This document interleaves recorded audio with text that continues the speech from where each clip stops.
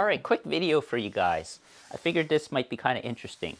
So I'm going to do a paper inlay on the nose of the board here. You could use cloth, but I thought paper would be neat. I found this design at a local art store and I kind of like it. Look kind of cool. Nice and colorful. It's actually like a Japanese washishi paper, I think they call it. So it's very fibrous. So what I'm going to do is I'm going to cut out the paper first. Now what you could do is tape it off, laminate it on, and then cut it out. I'm going to try an experiment and try to just cut it out beforehand and laminate it. So what I've done is I took some peach paper here, or butcher's paper, folded it in half, and then I drew it out, and then took my little rail tool here, drew this out so that way it'd be nice and symmetrical. I cut it out, I can open it, and then I can lay it out so I have an idea of what it's going to look like. I'm going to take this, I'm going to stencil it onto the paper, cut out the paper, and then I'll laminate that to the board.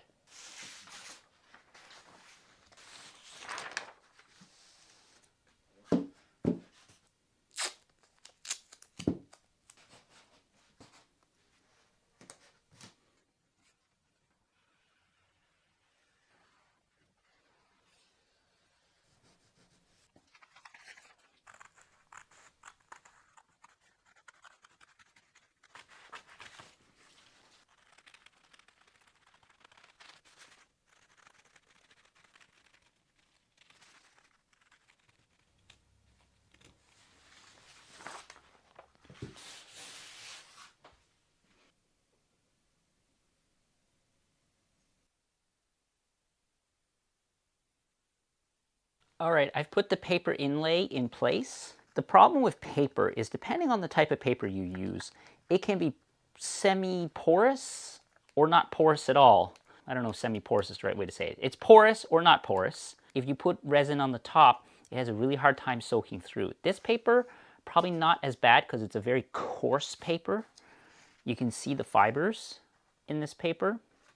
But having said that, what I'm going to do, because I have this in place, I could laminate this down at the same time when I go to laminate the bottom of the board. But because it's paper, I don't like doing that. I like treating it just like cloth. If it was a small piece, maybe.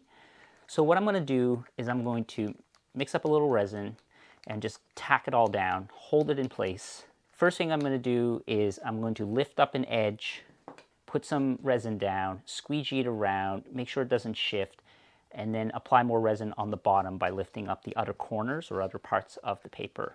And then using my spreader or squeegee out the resin, make sure it's nice and flat, and that'll be it. And then it'll be ready for lamination later.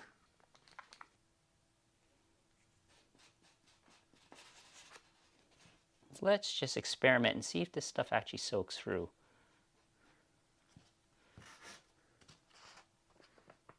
Yeah, actually it does. Having said that, the other reason why I don't love doing it that way, what can happen is sometimes the resin can kind of dissolve a little bit of the ink of the paper. So you want to go a little gingerly on the paper.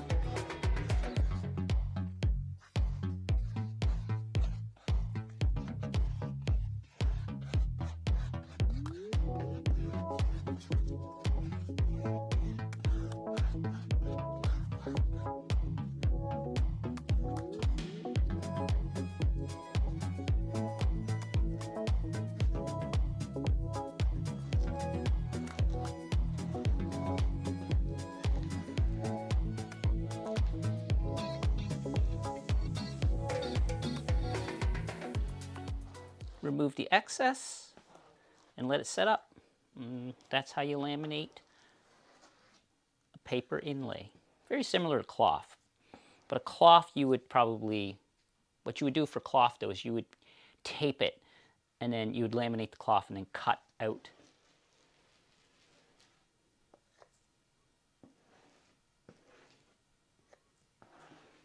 But right here you can even see there's a little bit of color coming out of that, out of the paper.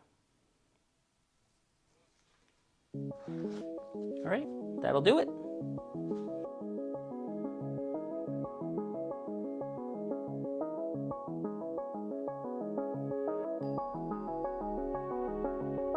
Overall, I'm stoked at how well this paper inlay laminated.